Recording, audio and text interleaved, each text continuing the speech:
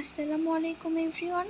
আজকে ভাবলাম যে নদীতে যে ইলিশ মাছ ধরে আনবো, চলেন সেটাই আপনাদের সাথে শেয়ার করি। আর আসার পর এত ভালো লাগতেছিল যেটা আমি কল্পনাও করতে পারি না, এত সুন্দর বাতাস আর এত সুন্দর আশেপাশের পরিবেশ। যাই হোক, আমি আর আপনাদের ভাইয়া এসেছিলাম মাছ কিনতে, সাথে একটু ঘুরবো সেটাও করতে, মানে ঘোরার মেইন উদ্দেশ্য ছিল। তারপরে ভাবলাম আজকে ঘুরতে যেহেতু নদীর ধারে যাব, অবশ্যই তো জেলে কাকাদেরকে পাবো, সেখান থেকে আমরা মাছ কিনে নিয়ে আসবো।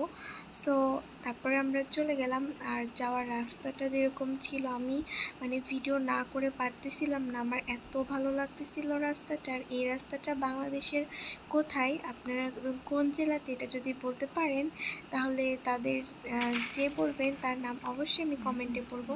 যাই হোক, ফাইনালি হচ্ছে ঘুরে আমরা এই মাছগুলো কিনে নিয়ে আসি। এগুলো হচ্ছে নদীর ঘাইরা মাছ বলে না কি জানি না, আর ছোটো মাছ। আর সাথে এখানে পাঁচ মিশালে মাছ ছিল। এই মাছগুলো খেতে কিন্তু অনেক মজা হবে।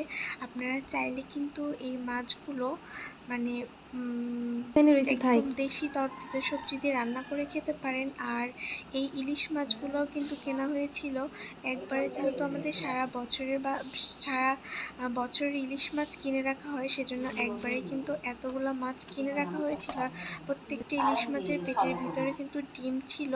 তারপর আমরা বিকালের দিকে আবার ঘুরতে চলে যাই। আর এবার যতদিনই থাকবে ভাবছি যে প্রত্যেকটা দিনই ঘুরবো, আর ঘুরে ঘুরে অবশ্যই আপনাদের সাথে ভিডিও শেয়ার করব। শেষে আমরা কিন্তু নার্সারিতে ঘুরতে চলে গেছিলাম। আর নার্সারিতে ঘুরতে যাওয়ার পরও কিন্তু আমার মন অনেক ভালো হয়ে গেছিলো, কারণ মেয়ে মানুষ ফুল, নদী এগুলো অনেক পছন্দ করে। আর ঘুরতেও পছন্দ করে, কারণ তারা যেহেতু সবসময় বাসায়ই থাকে, সেজন্য আমার মনে হয় যে আমার মতো সব মেয়েরাই কিন্তু ঘুরতে পছন্দ করে।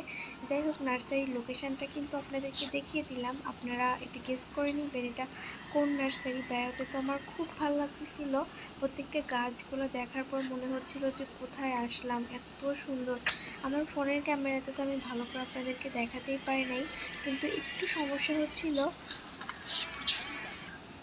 এখান থেকে অনেকগুলো গাছ আমি নিয়ে এসেছিলাম, বিশেষ করে এই জবা গাছটা তো আমার অনেক পছন্দ হয়েছিল, সেটা আমি বাড়িতে নিয়ে এসেছি। আর এটা হচ্ছে চেরি ফুল গাছ, এটাও কিন্তু অনেক সুন্দর ছিল। আর সমস্যাটা হচ্ছে বৃষ্টি ছিল, মানে আগের দিন রাতে হয়তো বৃষ্টি হয়েছে, সেজন্য জায়গাটা একটু স্যাঁতস্যাঁতে ছিল।